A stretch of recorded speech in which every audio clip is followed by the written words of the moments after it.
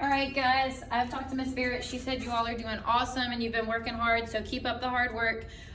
Make sure you're letting me know if you need anything. I'm here to help. Also, let Miss Barrett know. Ms. Round is across the hallway, so she can help you. 6230, so upstairs, but just on the other side. And she can help you either after school or get Miss Barrett to call over during class maybe and see if she's free for you to come over and ask some questions. I know she also plans on checking in, so just make sure that if you need help, you're voicing that and getting that help so that you all can continue doing great. Y'all were doing awesome before I left, so make sure you're keeping that up. All right, so the next part in your notes is empirical formulas. So what is an empirical formula? So it's that formula given to you that tells you the proportion of elements that are in your compound. So it's not the actual amount, it's not the exact number of hydrogens and oxygens, for instance. It is just a simplified version. So think of it as the chart that we did in ionic compounds, all right? It's just simplifying those numbers. In comparison, your molecular formula, which is what we've been dealing with so far up until this point, is the actual numbers of atoms. So for instance, if I had C2H6, I actually have 2 carbons and 6 hydrogens. All right, but the empirical formula is going to simplify these numbers down. So for instance, right here I have glucose. All right, we know from biology class that glucose is energy supplied through sugar, right? So sugar is C6H12O6. To simplify it, what do all 3 of these numbers have in common? All right, so in sugar I have exactly that amount. If I take away carbons, I no longer have sugar, all right? So if I want to simplify this to my empirical formula, all of these numbers have 6 in common. So I'm going to divide them all by 6. 6 divided by 6 is 1. 12 divided by 6 is 2. And 6 divided by 6 is 1. So that's where we get our empirical formula over here. Remember, we don't need to write those imaginary 1. So here's your 1, 2, and 1 from that simplified 6, 12, and 6. All right, notice if I change the amount that I have, I also change my mass. All right, so my mass changed because if I have a whole lot more elements and I've got a whole lot more mass than when it's simplified. All right, so all you did was simplify those numbers at the bottom. Notice your mass is going to change, and we're going to get to that a little bit later on. All right, so in an empirical formula, the subscripts tell you the mole ratios. You know how we've been talking about moles. All right, so these little numbers tells you exactly how many moles are present. So for instance, we just looked at glucose. All right, we simplified it down to the empirical formula, which is CH2O. So what that tells me is that there's only 1 mole of carbon, 2 moles of hydrogen, and 1 mole of oxygen present in glucose. All right, so again, this right here is not the formula for glucose, it is the empirical formula, which means the number of moles. All right, this is not glucose. This is glucose, all right? But this is it simplified down so that I can see how many moles are present there. All right, so let's take a look at some examples. We've got P4O10. What do 4 and 10 have in common? 2, right? So 4 divided by 2 is 2. 10 divided by 2 is 5. So see how I simplified these numbers down by what they had in common. All right, H2O. Can I simplify that down any farther? I have a 1 right here. Can I simplify 1 any farther than it already is? No. So if you have a subscript of 1, then your molecular and your empirical can be the same, right? If it is simplified as far as it can go, then that's your empirical formula. So for this one, H2O and H2O's empirical formula are the same, all right? Then you have N2O4. What does 2 and 4 have in common? 2, right? So 2 divided by 2 is 1. 4 divided by 2 is 2. So you get N1O2. All right, so all you're doing is simplifying down those subscripts. C10H22. Again, what do those 2 numbers have in common? This one happens to be 2 as well. All right, so 10 divided by 2 is 5. All right, 22 divided by 2 is 11. So I have C5H11. All I did was simplify my 10 by 2 and my 22 by 2. Now, I can't simplify that any farther, so I know I'm at my empirical formula. The next one I have 6, 18, and 3. What do all of those have in common? What can I divide all of those numbers by? 3, right? So 6 divided by 3 is 2. 18 divided by 3 is 6. And 3 divided by 3 is 1. So if you see, 6 divided by 3 is 2. 18 divided by 3 is 6. And 3 divided by 3 is 1. All right, so here's your 2, 6, and 1. So all they're doing is simplify. Again, on this last one, what do we notice? Does oxygen have anything? No, right? So can I simplify 1 any farther than it already is? I can't. So your molecular and your empirical are going to stay the same, 5, 12, and 1. 5, 12, and 1. 1 is as simple as we can get. All right, so that is writing empirical formulas. So if you're given the molecular, all we do is chop it down, simplify it, and now you have your empirical. Pretty simple, right? So let's look at these two U-tries. Determine the empirical formula for TL2C4H4O6. What do these numbers all have in common? What can I divide them all by? The number 2, right? So 2 divided by 2 is 1. 4 divided by 2, I'm gonna put a 2 here so we can see what we're doing. 4 divided by 2 is 2. 4 divided by 2, 2. And 6 divided by 2 is 3. So what I end up with is TL1C2H2O3. Remember, I don't need to write that 1 because it's already assumed, so we can go ahead and erase that. TLC2H2O3. All right? Ivy, watch out. Then right here, determine the empirical formula for C5H5N5. What do they all have in common? They all have 5. So I can divide every one of them by 5. So 5 divided by 5, 5 divided by 5, and 5 divided by 5. So C1, because 5 divided by 5 is 1, H1, and N1. All right? So they simplify out. I don't need to write my 1s. Apparently we have a future teacher right here. This is Ivy, for some of you that haven't seen her before. H and then N, because I don't need to write those 1s. All right? So that is writing empirical formulas. That's a simple part. So obviously we're going to take it a step farther. And now we're going to determine the empirical formula from a set of given information. All right, so determining the empirical formula from grams. So step 1, we need to calculate the number of moles, which means take grams and divide it by its molar mass. Then find the whole number ratio and combine it. So for instance, right here, determine the empirical formula of the following compound. It had 31.9 grams of Mg and 27.1 grams of phosphorus. So what I need to do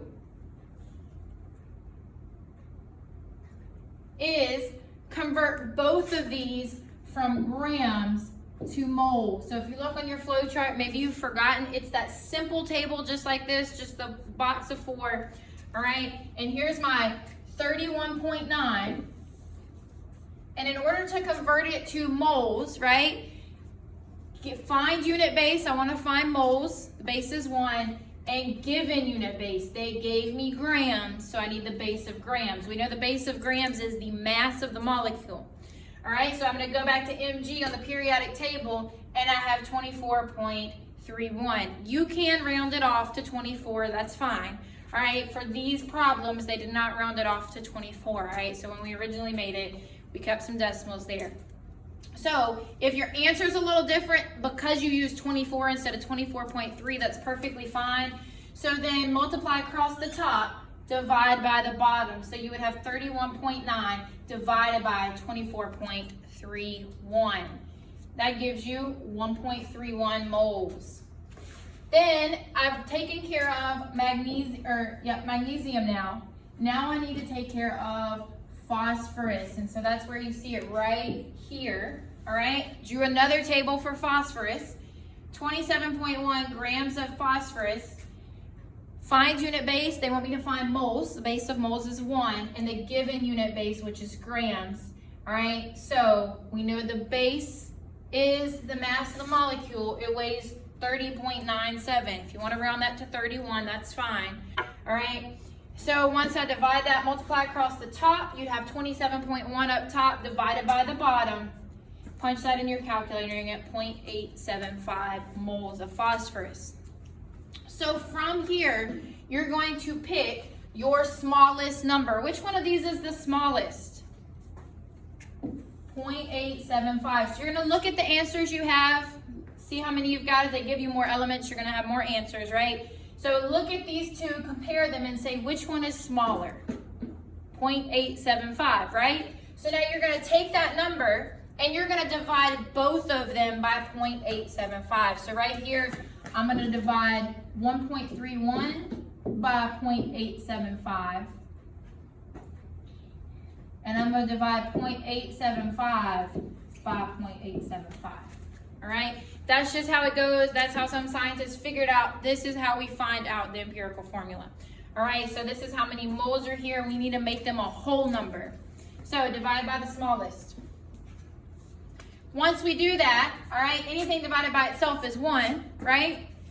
And then 1.31 divided by 0.875 gives me 1.5. All right, so what that's telling me so far is that I have mg 1.5 and p, maybe p 1. Do you ever see a 1.5 right here? No, we never see decimals. There's always whole numbers. So that means I'm missing something. All right, I need to go one step farther. Sometimes it's going to be nice and pretty and it's going to give you a whole number when you divide by the smallest. All right, but this one doesn't. This is not okay. I can't have 1.5. So what I'm going to do is I'm going to take, what can I multiply 1.5 by to get a whole number? It's always going to be 2. All right, so multiply 1.5 by 2. If you ever get a 0.5 or something close to 0.5, multiply both numbers by 2. All right, so I'm going to take 1.5 times it by 2. If I do it to magnesium, I also have to do it to phosphorus. I have to change both. So I have to multiply this one by 2 because it's a 0.5. So this one I'm also going to multiply by 2. Now I'm going to have my coefficients because 1.5 times 2 is, punch it in your calculator. If you don't do it right off, it's going to be 3. All right, 1 times 2 is 2. So now I have mg 3. All right, so that whole number is now your coefficient. I mean your subscript, I'm sorry, is your subscript. And 1 times 2, so I have P2. So mg3, P2. All right, so that's the number I ended up with mg. That's what I ended up with P. So when I put them down there, that is my empirical formula. That tells me that I have 3 moles of magnesium and 2 moles of phosphorus. All right, so let's look back at your steps. Let me see if there's a next one. Yes, so let's look at another example. All right, so if you're kind of confused on what we just did, let's take a look at another example. If they give you the percents, pretend it's the same thing as grams, all right? You're gonna take that percent sign, turn it into a G, and do the same exact thing you just did, all right? So, I was looking to make sure it's gonna give us the answers. Right here, we're gonna divide, we need to convert all of these to moles, right? So, here is manganese. Here is carbon, and here is oxygen. So I need to set them all up in this little table that you had, right? So for instance, I would have 38.43 of Mn, 1 mole.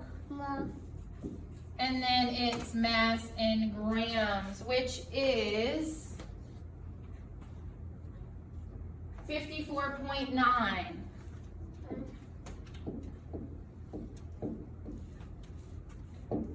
All right, and then I've done magnesium. You need to write out all three. Just go ahead and write out all three before you solve one so that you don't forget to go back and do all of them. So I did manganese.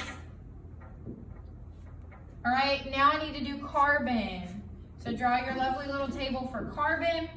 I have 16.8 of carbon. I'm trying to convert it to moles, so there's the base of moles. And I need to use the base of what they gave me, which is grams, right? This percent sign, it's the same thing as gram.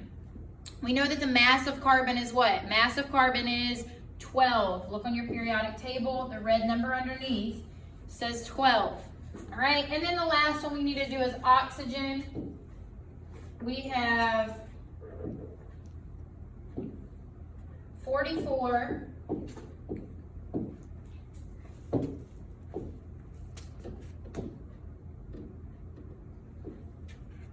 Point 7. Hold on, me and this board are not getting along.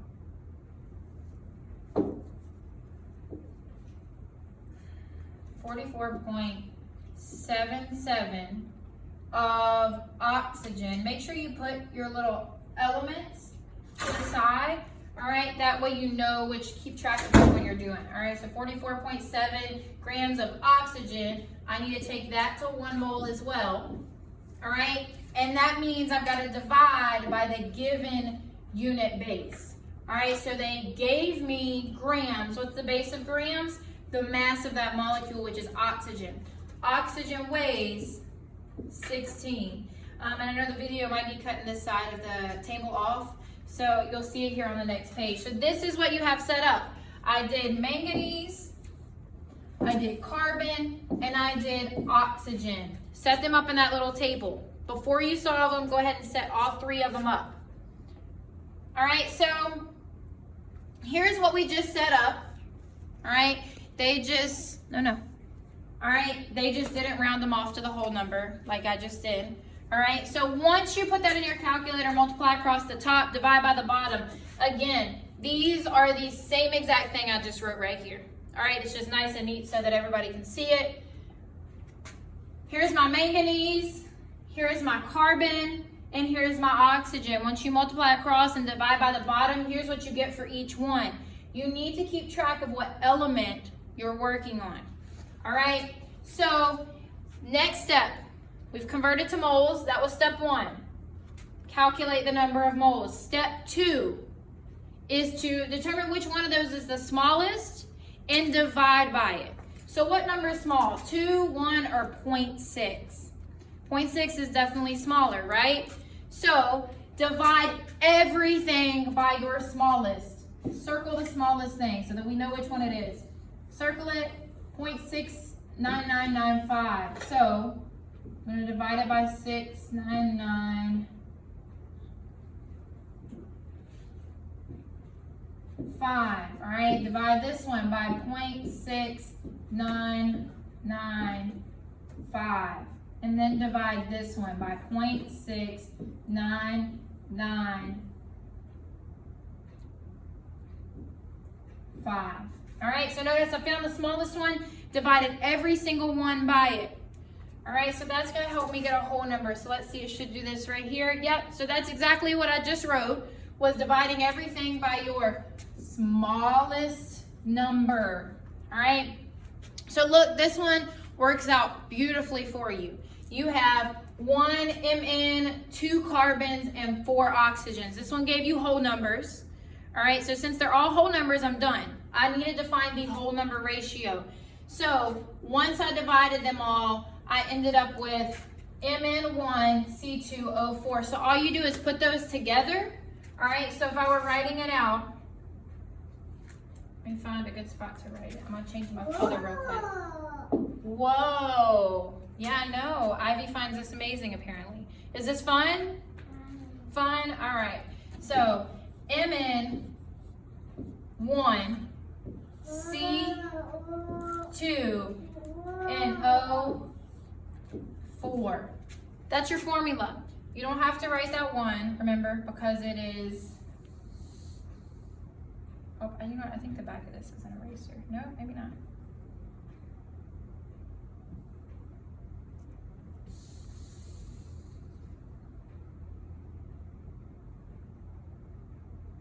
So you can just have Mn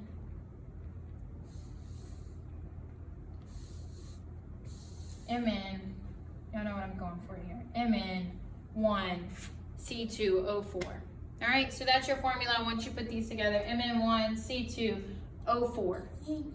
Put it together, that's your formula. All right, now you're done. There's where we put it together. All right, so try these on your own. Remember, and I don't have a calculator with me or I would work through them, but you have 2 examples that we just did. All right, so I'm gonna go back through the steps with you. We'll go back to the one that had the 0.5. So right here was the very first, this is the first example we did, all right? So I converted to moles by dividing by the mass of the element. So first step, calculate the number of moles. So we're going grams to moles, 1.3 and 0.875. Converted to moles, check, all right? Get the whole number ratio, which means find the smallest one and divide by it. So circle the smallest number that you have in that set and divide everything by that number. So right here is where we did that, divide by 0.875. I ended up with 1.5 and 1, all right? 1.5 is not a whole number. I can't have mg 1.5, which means I need to times by 2. Whenever you see a 0.5, multiply by 2. All right, so 1.5 times 2 is 3. So now I have mg 3, and then p times 2, 1 times 2, I have 2 phosphorus. So mg3, p2. All right, that's your formula for magnesium phosphates. Empirical formula, meaning I have 3 moles of magnesium, 2 moles of phosphorus. Hopefully that makes sense. If you see something and you get 1 point, let me change the color other than black, 1.4, for instance. Sometimes you'll end up with a 1.4 depending on how you round, or 1.6. Go ahead and pretend that's 1.5. All right, if you see 1.4 or 1.6, pretend it is 1.5. All right, if you see anything else like a 1.1, round it down to 1. If you see 1.9, round it to 2. All right, but so basically, you know how usually you round up to a whole number? You're rounding up to the halves on these when you get right here. If that's confusing, let me know or check with Miss Round to see. But basically what I'm saying is,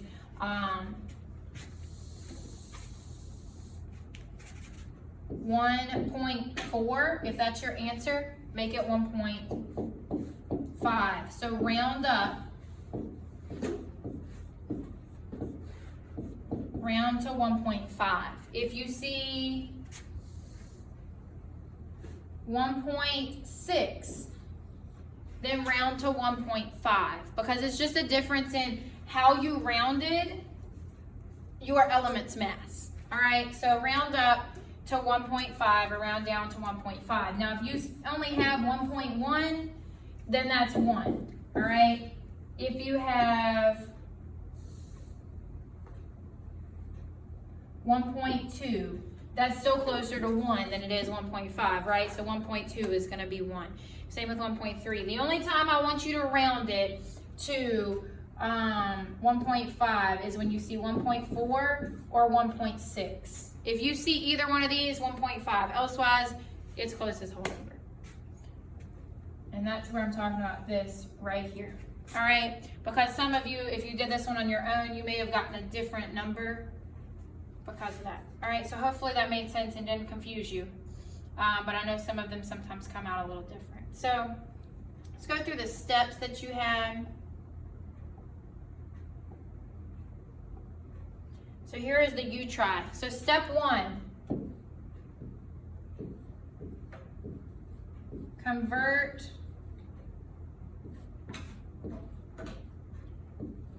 everything grams to mole. All right, so that's this lovely little table divided by the mass of whatever element you're talking about. So if this one is oxygen, then you're going to divide by the mass of oxygen. If it's carbon, divide by the mass of carbon. Once you do that,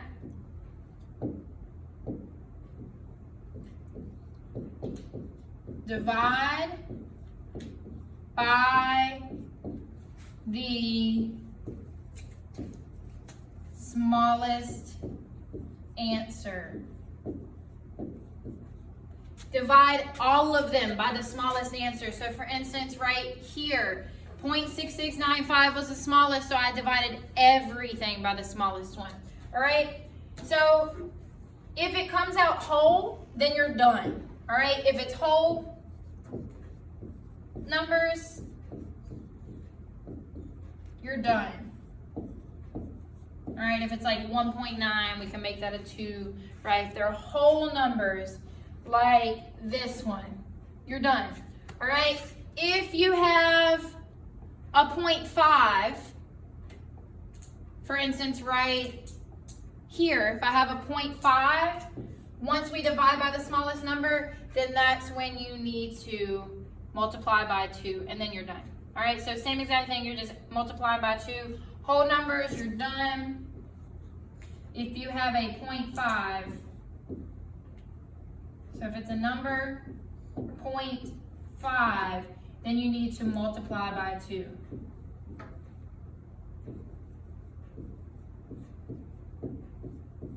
Sorry, this board makes me write a little slower so it doesn't mess up. Multiply by 2. Once you do that, make those your coefficients. So put those numbers on the bottom of your letters as you go along. So that's what we did right here. I had 1 magnesium, 2 carbons, 4 oxygens. See here, 1 magnesium, 2 carbon, 4 oxygens. Just put them with your numbers. Your letters. So there you go. There you're done. All right. Convert everything grams to moles. All right, and then divide by the smallest answer that you get. Divide everything by the smallest answer, and then if you got all whole numbers, you're done. If you got a 0.5, then you're going to need to multiply by 2.